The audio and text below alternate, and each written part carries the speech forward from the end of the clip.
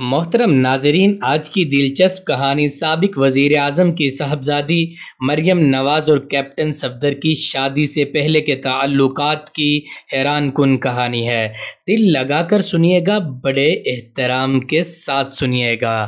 Captain Safdar 27 سال کے تھے۔ وہ نہایت وجیح صورت تھے، خصوصاً جب وہ وردی میں ہوتے تو اطراف کے لوگوں کی توجہ کا مرکز ہوتے تھے۔ کیپٹن صفدر اپنی یادداشتیں بتاتے ہوئے کہتے ہیں، میں جب بھی وردی میں اپنے آبائی شہر منسہرہ جاتا تو عورتیں اپنے مکانوں کی چھتوں پر چڑھ کر مجھے دیکھا کرتی تھیں۔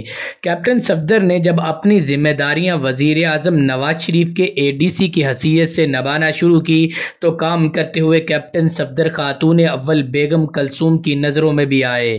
انہوں نے جلد ہی نوجوان اور وجیح صورت کپتان کو پسند کرنا شروع کر دیا، جو بہت تابع دار تھا اور اپنی دیانت اور اقدار کے سبب مقبول تھا۔ ایک روز کیپٹن صفدر نے وزیر اعظم کے ملٹری سیکرٹری سے یہ کہہ کر اپنے آبائی شہر منسہرہ جانے کی چھٹی لی کہ ان کی والدہ کی طبیعت ٹھیک نہ ہے۔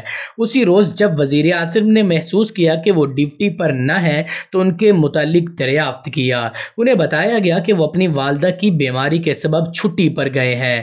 کیپٹن صفدر پہلی بار دونوں خاندانوں کی گفتگو کو یاد کرتے ہوئے کہتے ہیں کہ میں اس روز گھر گیا ہوا تھا، فون کی گھنٹی بجی، میرے والد صاحب نے فون اٹھایا تو دوسری طرف سے آپریٹر نے کہا وزیر اعظم نواز شریف بات کریں گے، تو انہوں نے میرے والد سے فون پہ گفتگو کی اور میری والدہ کی صحت سے متعلق بات چیت کی۔ ہم سب بہت حیران تھے، وزیر اعظم اپنے عملے سے کس قدر باخبر ہیں۔ اگلے روز بیگم کلثوم نواز نے فون کیا اور میری والدہ سے ان کی صحت کے متعلق دریافت کیا۔ ہمیں ان دونوں کا رویہ بہت پسند آیا کیونکہ یہ ان دونوں کی بہت زیادہ مہربانی تھی۔ وزیر اعظم کے ساتھ روزمرہ ذمہ داریاں نبھاتے ہوئے کیپٹن صفدر نے جولائی 1990 میں سول سروس کی ٹریننگ پروگرام کا خط وصول کیا، جس میں انہیں ضلعی انتظامیہ کے 18ویں کامن کورس میں شرکت کا کہا گیا۔ کیپٹن صفدر نے وزیر اعظم کو مطلع کیا کہ اب یہاں سے روانہ ہوں گے اور سول سروسز میں شامل ہوں گے۔ اس وقت وزیر اعظم نواز شریف نے انہیں یہ کہہ کر روک لیا کہ میں چاہتا ہوں کہ تم میرے ساتھ یہیں ڈیوٹی کرو۔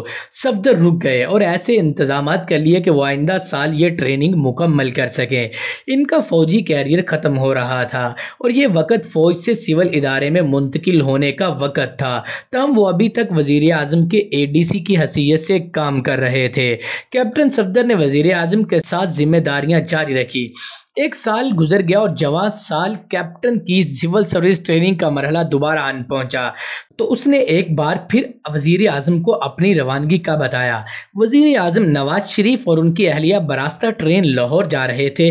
کیپٹن صفدر اپنے ڈبے میں تھے جب عملے نے انہیں بتایا کہ انہیں وزیر اعظم نے طلب کیا ہے۔ وہ وزیر اعظم کے ڈبے میں آئے جہاں وزیر اعظم اپنی اہلیہ کلثوم نواز اور بزرگ گھریلو خدمتگار صوفی بیگ کے ہمراہ تھے۔ وزیر اعظم نے انہیں بیٹھ جانے کو بولا۔ کیپٹن صفدر بیٹھ گئے تو کلثوم نواز نے انہیں میز پر رکھی ٹوکری سے پھل کھانے کا کہا۔ کیپٹن صفدر نے احترام سے نہ کی۔ نواز شریف نے پوچھا کیا تم ہمیں چھوڑ رہے ہو؟ کیپٹن صفدر نے نرم روی سے جواب دیا، جی سر، مجھے جانا ہوگا کیونکہ مجھے پہلے ہی بہت دیر ہو چکی ہے۔ نواز شریف نے کہا تم اپنی نوکری چھوڑ کیوں نہیں دیتے اور ہمارے ساتھ ہمیشہ کے لیے کیوں نہیں رہ جاتے؟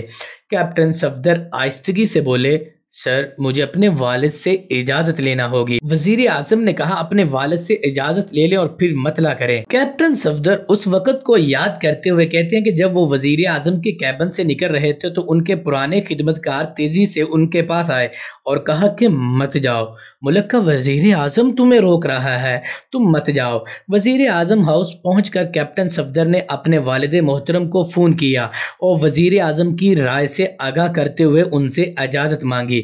ان کے والد اسحاق مسرور نے کہا ٹھیک ہے، تم وہی کرو جو میاں نواز شریف کہتے ہیں۔ کیپٹن صفدر نے وزیر اعظم کو مطلع کیا تو وہ مسکرانے لگے اور کہا کہ اپنے والد کا شکریہ ادا کریں۔ اس وقت انہیں اندازہ ہو گیا تھا کہ وزیر اعظم نواز شریف اور خاص طور پر ان کی اہلیہ کلثوم نواز کیپٹن صفدر پر بہت مہربان ہیں۔